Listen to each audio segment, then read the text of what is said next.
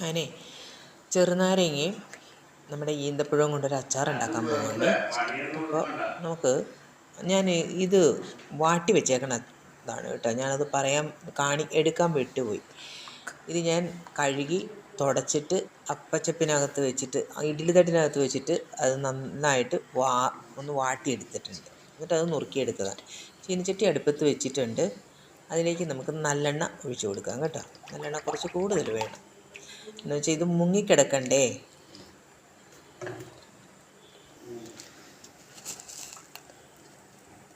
അതിലേക്ക് നമുക്ക് കടുക് ഇട്ട് കൊടുക്കാം. കടുക് ഒരു 2 സ്പൂണ് കടുകിടാം. അത് 2 സ്പൂണ് നിറയെ കിട്ടാത്തതുകൊണ്ടാണ് 3 പ്രാവശ്യമായിട്ട് ഞാനത് ഇട്ടത്. അതിലേക്ക് നമ്മൾ അരിഞ്ഞ് വെച്ചേക്കണ അത് ഈന്തപ്പഴം ഞാൻ കുരുവെല്ലാം നീക്കി വെച്ചേക്കുവാണ്. കടുക് പൊട്ടട്ടെ കേട്ടോ. അപ്പോഴേക്കും നമുക്ക് അതിനകത്തേക്ക് പച്ചമുളക് അരിഞ്ഞ് വെച്ചിട്ടുണ്ട്, ഇഞ്ചിയുണ്ട്, വെളുത്തുള്ളിയുണ്ട്, കരിവേപ്പില, ഇതെല്ലാം കൂടി നമുക്കൊന്നിട്ട് നല്ലോണം ഒന്ന് മൊരിയെ മൂപ്പിച്ചെടുക്കാം. നന്നായിട്ടൊന്ന് മൊരിയെ മൂത്ത് കിട്ടണം. പച്ചമണം മാറിപ്പോയാൽ പോരാ, നന്നായി മൊരിഞ്ഞ് മൂക്കണം. അപ്പോൾ അത് 4 കൂടി ഇടാം. പച്ചമുളക്, കരിവേപ്പില, വെളുത്തുള്ളി, ഇഞ്ചി, അത് 4 കൂടി ഇട്ട് കുറച്ച് ഉപ്പും ഇട്ട് നന്നായിട്ടൊന്ന് മൊരിയെ മൂത്തെടുത്ത് കഴിഞ്ഞിട്ട് നമുക്ക് ആ ഈന്തപ്പഴവും കൂടി അതിൻ്റെ കൂട്ടത്തിൽ ചേർത്ത് കൊടുക്കാം.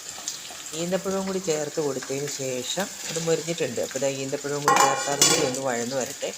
എന്നിട്ട് നമുക്ക് പൊടികൾ ചേർത്ത് കൊടുക്കാം. മഞ്ഞൾപ്പൊടി, മുളക് പൊടി, പിന്നെ കായം ഞാൻ കട്ടക്കായ എടുത്ത് വെച്ചിരിക്കുന്നത്. അത് അലന്ന് കിട്ടാൻ വേണ്ടിയിട്ട് ഞാനത് വറുത്ത് പൊടിക്കാറില്ല. കട്ടക്കായം ഞാൻ വറുത്ത് പൊടിക്കാറില്ല. 1 സ്പൂണ് മഞ്ഞൾപ്പൊടി ഇട്ടിട്ടുണ്ട്. ഒരു 6 സ്പൂണ് മുളക് പൊടി ഇട്ടിട്ടുണ്ട്. കാശ്മീരി മുളക് പൊടിയാണ്. അതിന് എരിവ് അത്ര കട്ടിയായിട്ടുള്ള എരിവില്ല. അച്ചാറിന് എരിവുള്ള മുളകാണ് വേണ്ടത്.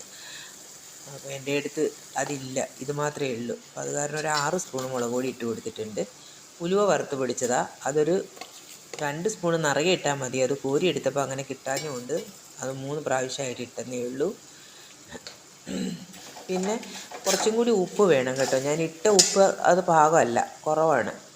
നാരങ്ങയൊക്കെ ഇട്ട് കഴിഞ്ഞിട്ട് ലാസ്റ്റ് നമ്മൾ കുറച്ചും കൂടി ഉപ്പ് ചേർത്ത് കൊടുക്കും. നാരങ്ങയും കൂടി ഇട്ട് ആ കായവും കൂടി അതിനകത്തേക്ക് ഇട്ടിട്ട് വിനാഗിരി ഒഴിച്ച് നന്നായി ഇളക്കി കൂട്ടുക. കാരണം വെച്ചാൽ നാരങ്ങ നമുക്ക് വാടിയ നാരങ്ങയാണല്ലോ. കുറച്ച് ദിവസം ഇരുന്ന് കഴിയുമ്പോഴാണ് അതിൻ്റെ ടേസ്റ്റ് വരാൻ പോകുന്നത്. അപ്പോൾ നമ്മളിതെല്ലാം ചേർത്ത് വിനാഗിരി ഒഴിച്ചിട്ടുണ്ട്. വിനാഗിരി ഒഴിച്ചൊന്ന് തിളയ്ക്കണം. അത് തിളച്ച് കഴിയുമ്പോൾ നമുക്കത് വാങ്ങി വയ്ക്കും. തീ ഓഫ് ചെയ്യാം. തീ ഓഫ് ചെയ്തിട്ട് ചട്ടിയുടെ ചൂടൊക്കെ ആറി കഴിയുമ്പോൾ നമുക്കതൊരു കുപ്പിക്കകത്തേക്ക് ആക്കി വയ്ക്കാം. അപ്പോൾ നിങ്ങളെല്ലാവരും ഉണ്ടാക്കി നോക്കണം. ഇത്രയേ ഉള്ളൂ എൻ്റെ വീഡിയോ. നല്ല അസൽ